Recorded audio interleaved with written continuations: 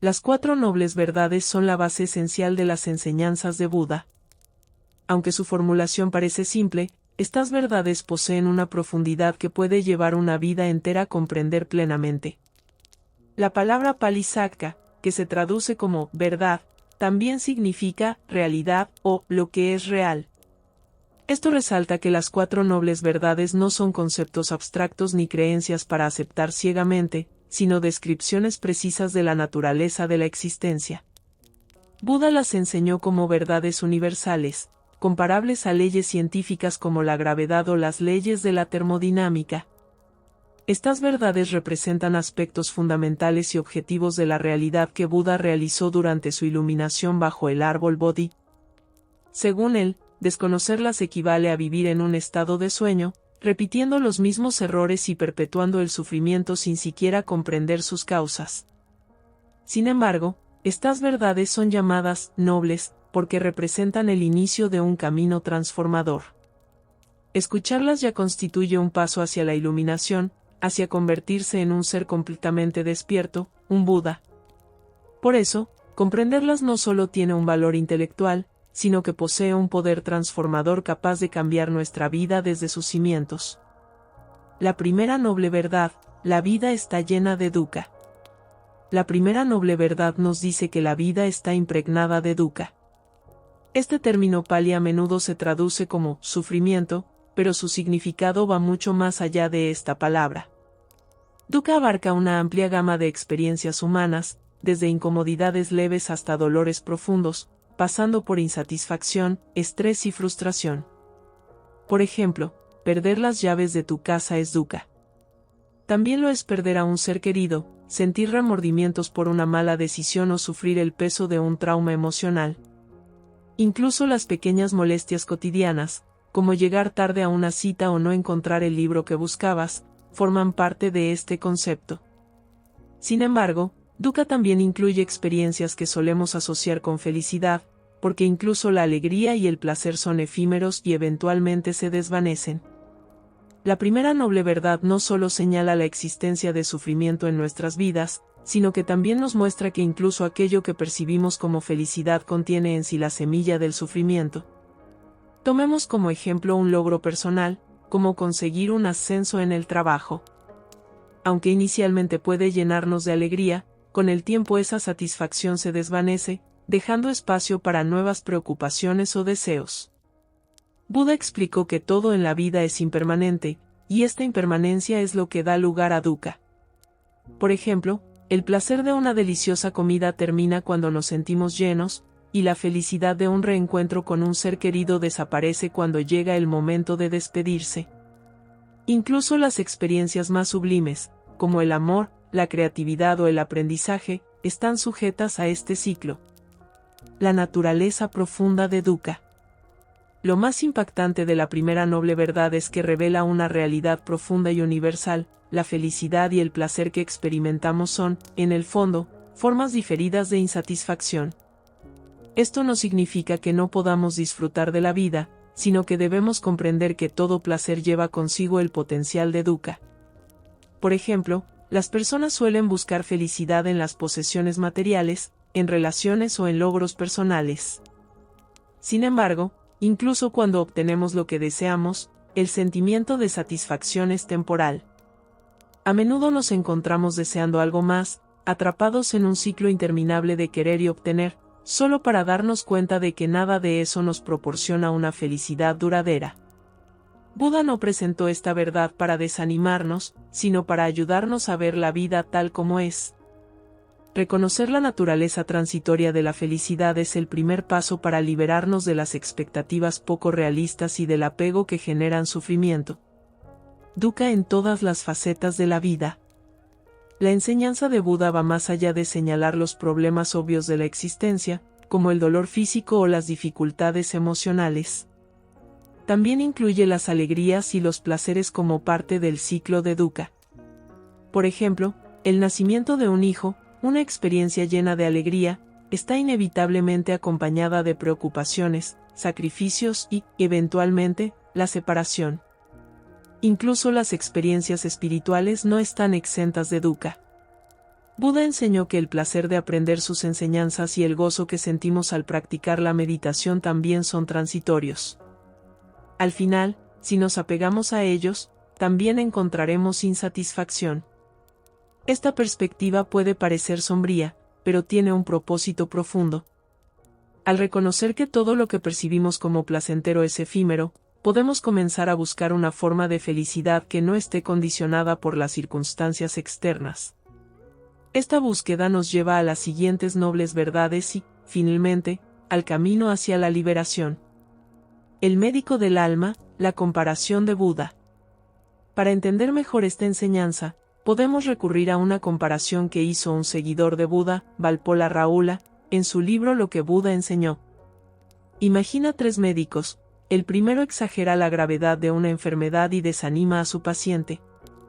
El segundo niega que exista una enfermedad, brindando una falsa sensación de seguridad. Ambos médicos son peligrosos, ya que sus enfoques no conducen a la curación. El tercer médico, sin embargo, diagnostica con precisión, identifica la causa y prescribe un tratamiento adecuado. Este médico, según Rahula, es como Buda. Reconoció la verdad del dukkha en la vida, pero no se detuvo allí. En lugar de caer en el pesimismo o el nihilismo, buscó comprender las causas y encontrar una solución. ¿Qué hizo Buda al descubrir dukkha? Cuando Buda se dio cuenta de que la vida estaba llena de dukkha, su reacción no fue desesperarse ni resignarse. En lugar de ello, decidió investigar profundamente las causas del sufrimiento. Miró con atención el dukkha, no para evitarlo, sino para comprenderlo por completo. Esta dedicación lo llevó a descubrir la segunda noble verdad, la causa del sufrimiento, que se encuentra en el deseo o la sed, en Pali, Tana. Al observar profundamente el dukkha, Buda no solo identificó el problema, sino que comenzó a desentrañar el camino hacia su solución. Esta actitud refleja un optimismo práctico, que nos invita a enfrentar nuestras dificultades con valentía y curiosidad, en lugar de ignorarlas o dejarnos dominar por ellas. La segunda noble verdad, la causa del sufrimiento. Tras descubrir la universalidad del dukkha, Buda no se detuvo en su diagnóstico inicial. En lugar de ello, continuó explorando profundamente las causas de este sufrimiento inherente. Esta investigación lo llevó a formular la segunda noble verdad, que establece que la raíz del dukkha es la sed o el deseo insaciable, conocido en Pali como Tana. Este concepto, aunque aparentemente sencillo, es la clave para comprender por qué sufrimos y cómo podemos liberarnos de ese sufrimiento. ¿Qué es la sed y cómo nos afecta? La sed, según las enseñanzas de Buda, es el deseo constante de que la realidad sea diferente de lo que es en este momento. Este deseo no se limita únicamente a cosas materiales, sino que abarca todos los anhelos, expectativas y apegos que tenemos en la vida. Es el motor detrás de nuestra insatisfacción, ya que perpetuamente queremos más, mejor o diferente. Por ejemplo, deseamos un trabajo mejor, una relación más satisfactoria, una vida más cómoda. Incluso en nuestros momentos de felicidad, surge el deseo de prolongar esa experiencia o de repetirla en el futuro. Y cuando no logramos lo que queremos, sentimos frustración, tristeza o incluso enojo. Este ciclo interminable de deseo e insatisfacción es lo que genera el dukkha. Lo más impactante es que la sed no solo aparece en relación con cosas negativas, como el odio o la envidia, sino también con cosas positivas. Una persona puede desear amor, éxito o iluminación espiritual, pero incluso estos deseos, cuando son insaciables, generan sufrimiento. Buda enseñó que no es el objeto del deseo lo que importa, sino el acto mismo de desear. El ciclo del deseo y el sufrimiento. Para comprender cómo funciona la sed, Buda explicó que ésta opera en un ciclo constante. En primer lugar, surge un deseo, un anhelo por algo que no tenemos o que quisiéramos experimentar. Este deseo nos impulsa a actuar para obtenerlo, pero incluso cuando logramos lo que deseamos, la satisfacción es temporal. Poco después, surge otro deseo, y el ciclo comienza de nuevo.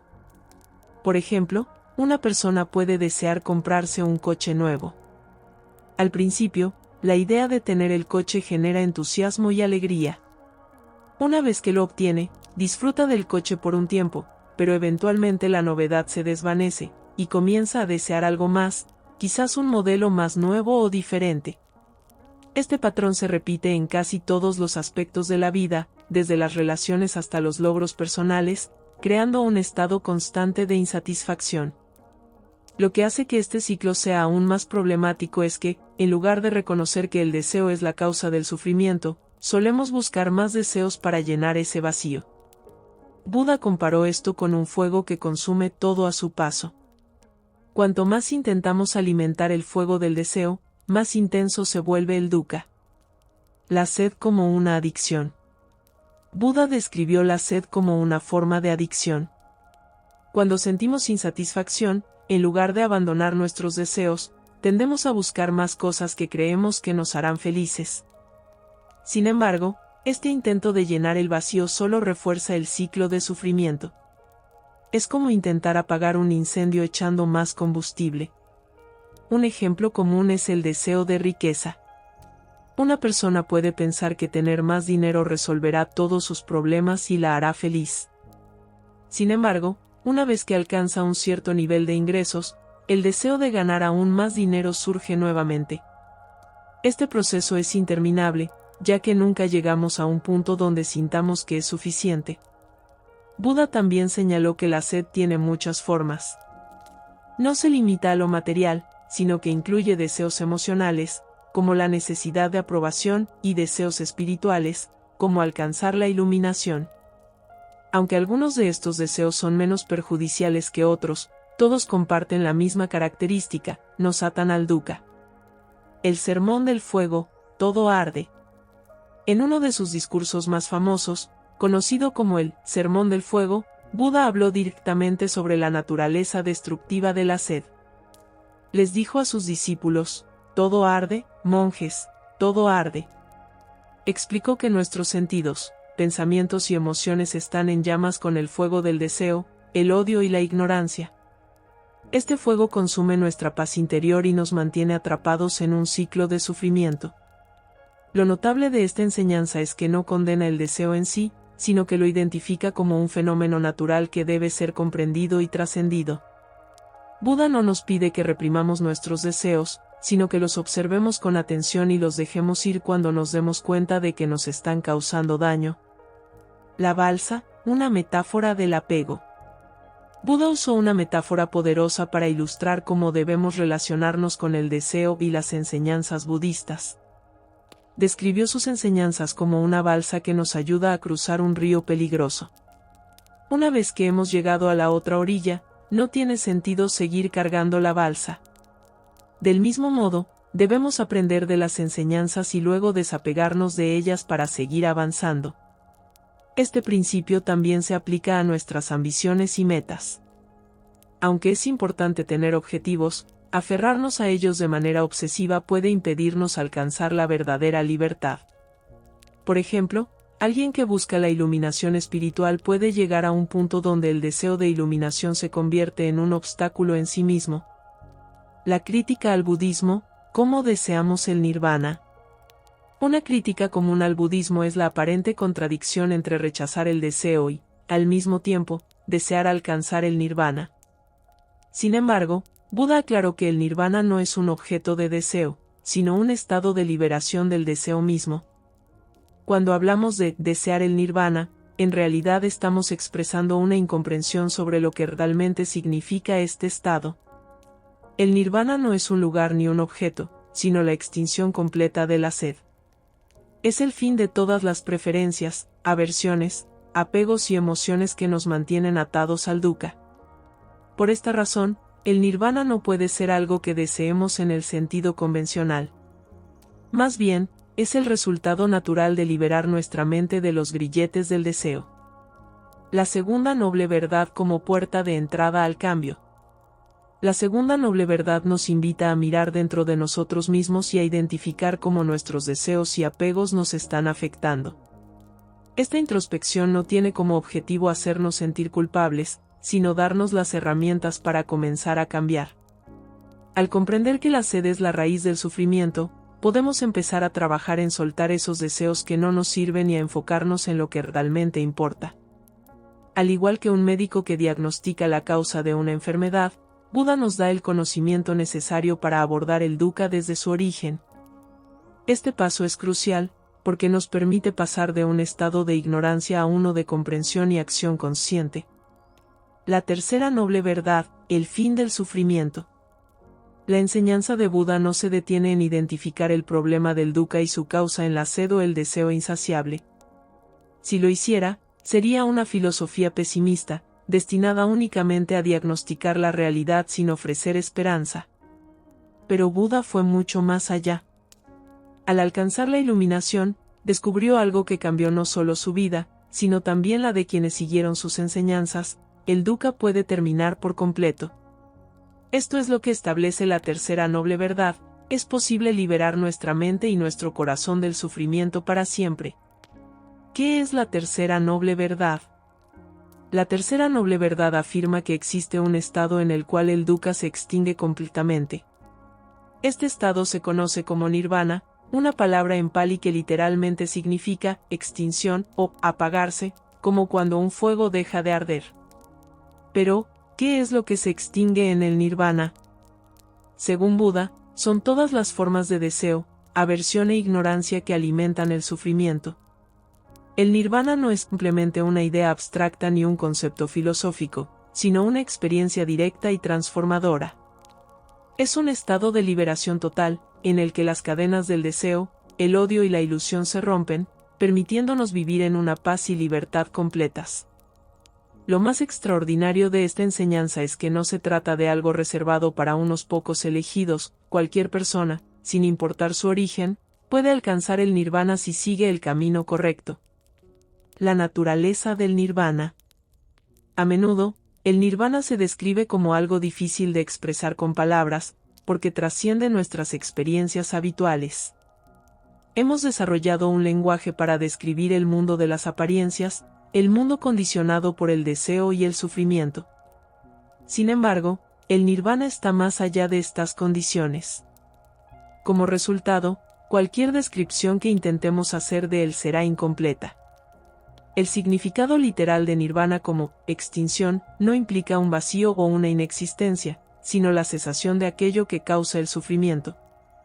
Es como si el fuego que consume nuestra paz interior y nos mantiene atrapados en el ciclo de deseos insaciables se apagara por completo. En ese estado, no hay más anhelos, apegos o aversiones, solo una profunda sensación de paz y realización. El nirvana y el fuego del deseo. Para entender mejor qué significa alcanzar el nirvana, podemos regresar a la metáfora del fuego. Cuando un fuego arde, consume todo lo que encuentra a su paso, alimentándose de los materiales que lo mantienen vivo. De manera similar, el deseo es el combustible que perpetúa el ciclo del dukkha. Cuando dejamos de alimentar ese fuego con nuestros anhelos y aversiones, este simplemente se apaga. Buda explicó que el nirvana no es un estado que podamos alcanzar, en el sentido convencional, como si fuera un lugar o un logro material. Más bien, es un reconocimiento de lo que siempre ha estado presente en nuestra existencia, oculto por la ignorancia y el deseo. Es como si quitáramos un velo que nos impide ver la realidad tal como es. El fin del yo separado. Uno de los aspectos más transformadores del nirvana es que implica la disolución del yo separado.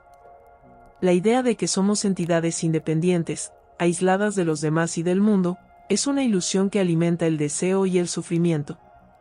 En el nirvana, esta ilusión desaparece, permitiéndonos experimentar una conexión profunda con todo lo que existe. Buda describió este estado como una liberación del apego al yo y a todo lo que asociamos con él, nuestras posesiones, logros, relaciones y hasta nuestras creencias. Esta liberación no significa que dejemos de existir, sino que dejamos de identificarnos con estas cosas de una manera que nos causa sufrimiento. ¿Es el nirvana un estado sobrenatural? Una idea errónea común es que el nirvana es un estado sobrenatural o extraordinario que solo unos pocos pueden alcanzar. Sin embargo, Buda enseñó que el nirvana no es un lugar al que se llega, ni un logro reservado para maestros espirituales. Es una realidad fundamental que siempre ha estado presente, accesible para cualquiera que siga el camino correcto. El nirvana no es un resultado, en el sentido convencional, porque no es producido por ninguna causa. Si fuera el efecto de algo, estaría sujeto a las mismas leyes de impermanencia que rigen el resto de la existencia. En cambio, es una verdad noble, una realidad inmutable que podemos experimentar cuando eliminamos las condiciones que nos impiden verla. La experiencia directa del nirvana. Buda no describió el nirvana como un concepto abstracto, sino como algo que experimentó directamente durante su iluminación bajo el árbol Bodhi. En ese momento, vio con claridad una realidad libre de sufrimiento, deseo y aversión. Esta experiencia no fue un estado temporal ni una visión pasajera, sino una transformación completa de su conciencia. Lo que hace que esta enseñanza sea tan poderosa es que Buda no guardó este conocimiento para sí mismo. En lugar de eso, dedicó el resto de su vida a enseñar a otros cómo podían alcanzar el mismo estado. En sus palabras, el nirvana no es un premio reservado para unos pocos elegidos, sino una posibilidad real para todos los seres humanos. El nirvana en la vida diaria. Aunque el nirvana se describe como un estado final de liberación, Buda también enseñó que podemos experimentar momentos de nirvana en nuestra vida cotidiana. Cada vez que dejamos ir un deseo o superamos una aversión, estamos dando un paso hacia la extinción del dukkha. Estos momentos pueden parecer pequeños, pero tienen un impacto profundo en nuestra paz interior. Por ejemplo, cuando enfrentamos una situación difícil y elegimos no reaccionar con ira o frustración, estamos practicando el desapego. Cuando aceptamos las cosas tal como son, en lugar de desear que sean diferentes, estamos experimentando un destello de nirvana. Estos momentos nos recuerdan que la paz y la libertad son posibles aquí y ahora. La promesa de la tercera noble verdad. La tercera noble verdad es quizás la más esperanzadora de todas, porque nos asegura que el sufrimiento no es un destino inevitable. Aunque el dukkha es una parte inherente de la vida, no tenemos que permanecer atrapados en su ciclo interminable. Con esfuerzo, paciencia y práctica, podemos liberarnos de las cadenas del deseo y experimentar una paz que trasciende las circunstancias externas. Buda no presentó esta verdad como una teoría abstracta, sino como una promesa basada en su propia experiencia. Al alcanzar el nirvana, descubrió que es posible vivir una vida libre de sufrimiento, una vida llena de paz, compasión y claridad. Esta promesa no está limitada por el tiempo ni el espacio, es una posibilidad universal para todos los seres humanos. La cuarta noble verdad, el camino hacia el fin del sufrimiento. Con las tres primeras nobles verdades, Buda identificó el problema del dukkha, señaló su causa en la sed y ofreció la esperanza de su completa extinción a través del nirvana. Sin embargo, no se limitó a describir este estado de liberación. En la cuarta noble verdad, Buda trazó un camino práctico y accesible que cualquiera puede seguir para liberarse del sufrimiento. Este camino se conoce como el noble octuple sendero, y es una guía integral para vivir una vida de equilibrio, sabiduría y compasión. ¿Qué es el noble octuple sendero? El noble octuple sendero no es un conjunto de reglas rígidas ni una serie de pasos que deban seguirse de forma secuencial. En lugar de eso, es un enfoque holístico para la vida que abarca todos los aspectos de nuestra existencia, desde nuestras acciones y palabras hasta nuestros pensamientos y motivaciones. Las 8 facetas del camino están interconectadas y se refuerzan mutuamente, formando un sistema completo para el desarrollo moral, espiritual e intelectual. Buda enseñó que el noble octuple sendero no solo reduce el dukkha, sino que también nos conduce hacia la iluminación. No es un camino que debamos recorrer con prisa, sino un proceso gradual de transformación que requiere dedicación y práctica constante. Las 8 ramas del camino. El noble octuple sendero se divide en 3 categorías principales: sabiduría, conducta ética y disciplina mental. Estas categorías representan los pilares fundamentales de la vida budista y nos ayudan a cultivar una comprensión más profunda de nosotros mismos y del mundo que nos rodea. 1. Visión correcta, sabiduría. La visión correcta implica comprender las 4 nobles verdades y ver la realidad tal como es, en lugar de como quisiéramos que fuera.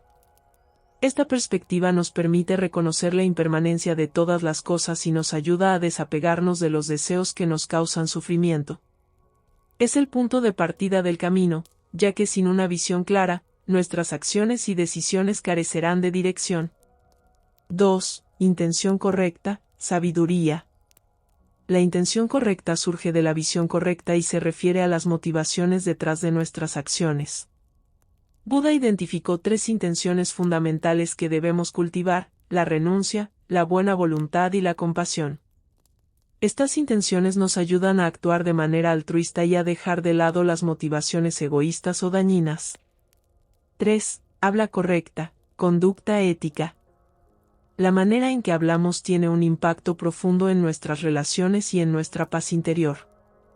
La habla correcta implica evitar mentir, difamar, hablar con rudeza o participar en chismes. En lugar de eso, debemos esforzarnos por hablar con sinceridad, amabilidad y respeto. 4. Acción correcta, conducta ética.